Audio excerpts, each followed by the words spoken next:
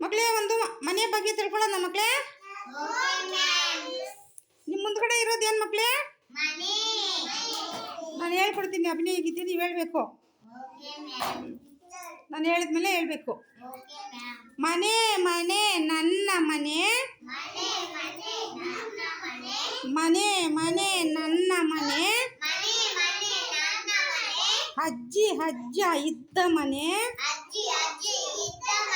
ನನ್ನ ತಂದೆ ಬೆಳೆದ ಮನೆ, ನನ್ನ ಅಮ್ಮ ಒಲಿದ ಮನೆ, ತಂಗಿ ತಮ್ಮ ನಲಿದ ಮನೆ, ತಂಗಿ ತಮ್ಮ ನಲಿದ ಮನೆ, ನಾನು ಬಿದ್ದು ಎದ್ದ ಮನೆ, ತಾಯಿ ಪ್ರೀತಿ ಮಾಡಿದ ಮನೆ, ಮನೆ ಮನೆ ನನ್ನ ಮನೆ,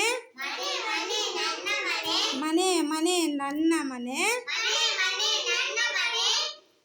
ನಾನು ಎದ್ದ ಬಿದ್ದ ಮನೆ, ನನ್ನ ಪ್ರೀತಿಯ ಮನೆ. ಕ್ಲಾಪ್ ಮಾಡಿ.